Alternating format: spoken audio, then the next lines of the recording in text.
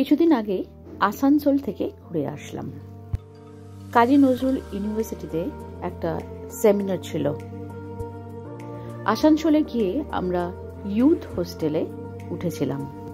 Water পিউরিফায়ারটা কোনো কাজের ছিল না, লিফটটা ঠিক ছিল, আর সেমিনারে এইসব খাওয়া দাওয়া হয়েছিল।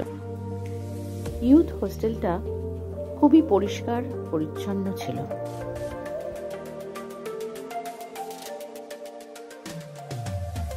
এটা ইউথ হোস্টেলের ডরমেটারি, দুটো এসি, একটা টিভি।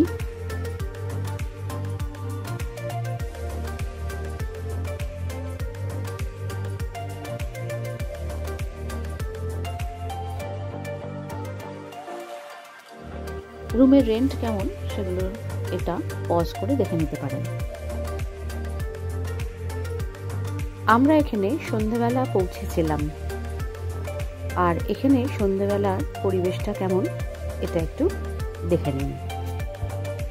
একটা ইনফরমেশন দিয়ে রাখি, এখানে কিন্তু শুধু লজিং, ফুডিং কিন্তু নেই। যে ফুড আগে দেখানো হয়েছিল সেটা কাজী নজরুল ইউনিভার্সিটি থেকে প্রোভাইড করেছিল মূল্যের বিনিময়ে।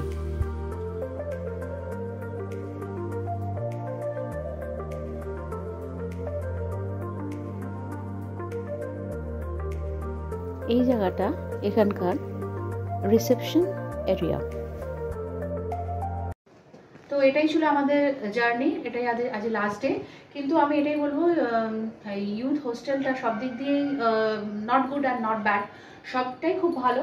এবং শুধু একটাই কাবার্ড আছে, কোনো আর কিছু নেই, মানে কোনো রকম হট বটল যেটা বলে সেইগুলো নেই, আর কিছু রাখার জায়গা নেই এটা। আর এমনি পরিষ্কার পরিচ্ছন্ন রাখার জায়গা বলতে এই কাবার্ডটাই আছে, আর কোনো হট পট যেটা বলে, যেটা চা করার ব্যাপার, এগুলো নেই।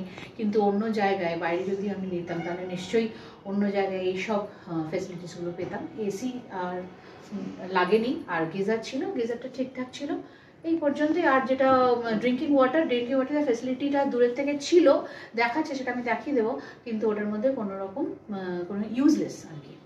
তো এই ছিল জার্নি।